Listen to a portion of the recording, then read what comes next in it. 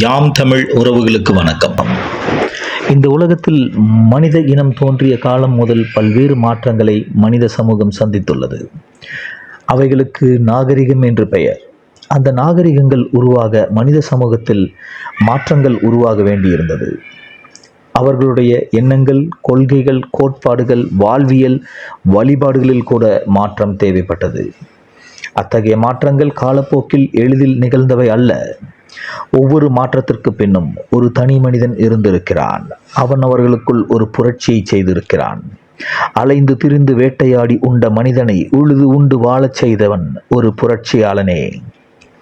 ஏகாதிபத்திய பிடியில் இருந்த கியூப மக்கள் ஆயுத புரட்சி மூலம் விடுதலை செய்த ஃபிடல் காஸ்ட்ரோ புரட்சியாளன் என்றால், அதே ஏகாதிபத்தியத்தின் பிடியில் இருந்த இந்திய நாட்டை ஆயுதங்கள் ஏதுமின்றி அமைதி வழியில் விடுதலை பெறச் செய்த அண்ணல் காந்தியடிகள் மாபெரும் புரட்சியாளரே.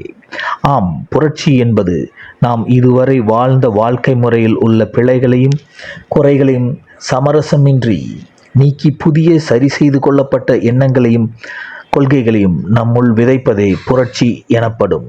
புரட்சி என்பது ஒரு நாட்டிலோ ஒரு மனித சமூகத்திலோ ஒரு குமுகத்திலோ ஏற்படக்கூடிய மாற்றம் மட்டும் அல்ல, அது தனி மனிதனுடைய உள்ளத்திலும் ஏற்படக்கூடிய மாற்றம்.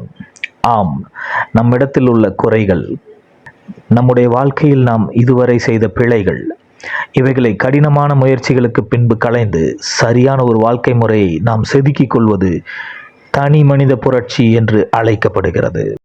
அதிகாலையில் எழுவது, நம்முடைய பணிகளை திட்டமிட்டு செய்வது, நாம் செய்த பணிகளை செவ்வனே செய்தோமா என்று மறுபரிசீலனை செய்வது, இவை எல்லாமே நமக்குள்ளாக எழும்பும் புதிய புரட்சிகளாகத்தான் இருக்கும். நம்முடைய வாழ்க்கையை புதுப்பித்து கொள்ள இந்த செயல்பாடுகள் நிச்சயம் நமக்கு உதவி செய்யும். இனி நான் கடன் வாங்க மாட்டேன், இனி நான் சேமிக்க துவங்குவேன். என்னுடைய சிறிய வருமானமானாலும் அதில் ஒரு பகுதியை என்னுடைய சேமிப்பில் வைப்பேன்.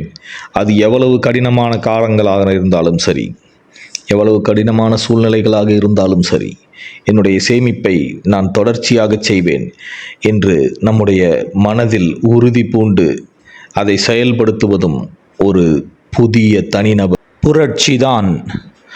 நம்முடைய வாழ்வில் சிறு சிறு மாற்றங்களை துணிவோடு கொண்டு வருவோம். நம்முடைய வாழ்வின் பெரியதொரு மாற்றத்தை நாம் சந்திக்க. ஆம், இன்றிலிருந்து நாம் ஒரு புதிய தனிநபர் புரட்சிக்கு தயாராவோம். நம்முடைய எண்ணங்களிலும் சிந்தைகளிலும் உள்ள பழைய அழுக்குகளை களைந்து புதியதொரு விடியலை நோக்கி நம்முடைய புரட்சி பயணம் தொடரட்டும். யாம் தமிழ்.